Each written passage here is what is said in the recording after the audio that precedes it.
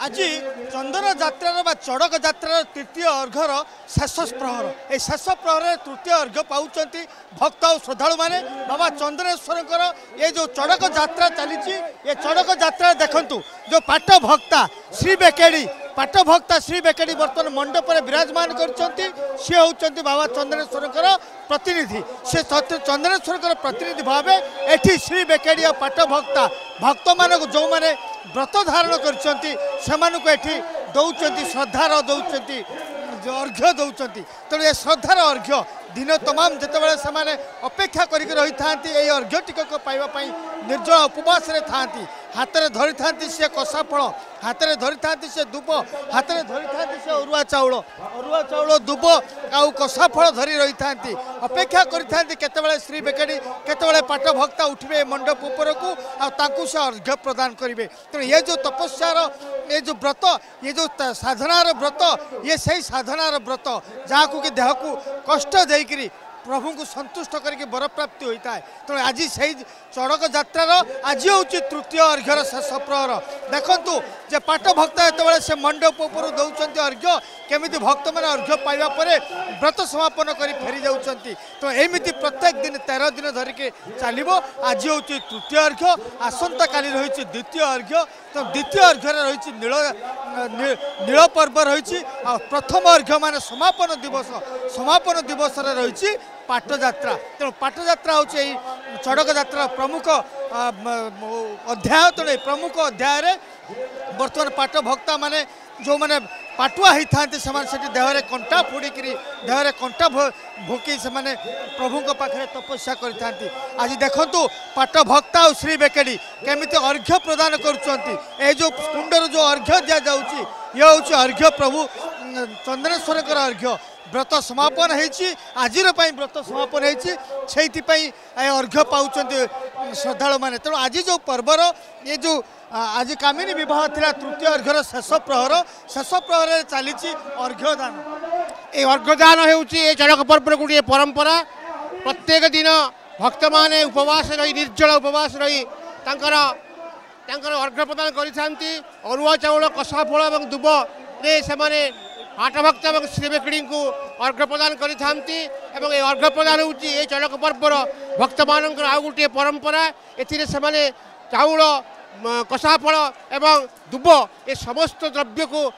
पाटभक्त और शिवलिंग हस्त टेकी दिखती आज दिन व्रतटी को उद्यापन करती आज थिला बाबा कामिनी विवाह खूब धूमधाम रे आडंबरपूर्ण सहकार आम पालन करूँ यहाँ पर आसंता काली नील पर्व ये नील पर्व में मुझे बारंबार जे नीलकंठ इति भूत्वा स्वयं पीत्वा हलाहलम जगता मकरौ शिवम नमामि चंद्रेश्वरम जो सृष्टि त्राही डाकिला बासुकी मुखर जो हलाहल विष निर्गत है भगवान विष्णु कहले हे आशुतोष हे भोलानाथ ये सृष्टि को रक्षा करने उद्देश्य रे आप समस्त हलाहल को पान करूँ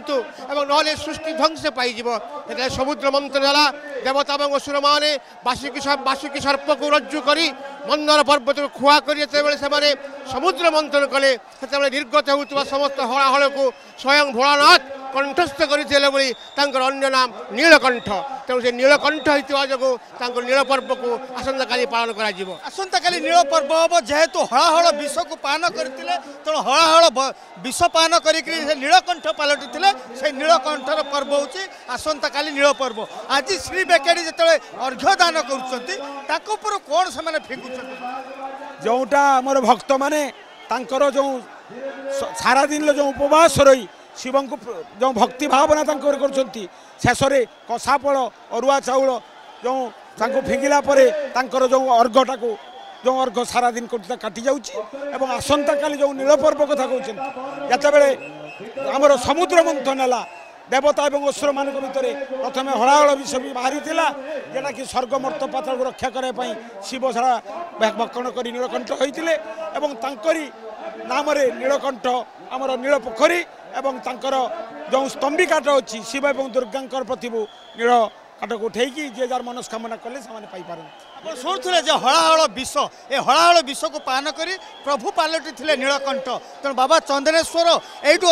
ଭକ୍ତମାନଙ୍କୁ ଏଇଠୁ ହିଁ କରୁଣା ଢାଳି ଦେଉଛନ୍ତି। ତାଙ୍କର ଯେଉଁ ପ୍ରତିନିଧି ଅଛନ୍ତି ପାଟ ଭକ୍ତ ଆଉ ଶ୍ରୀ ବେକେଡ଼ି, ତାଙ୍କରି ମାଧ୍ୟମରେ ଏ ଅର୍ଘ୍ୟ ମାଧ୍ୟମରେ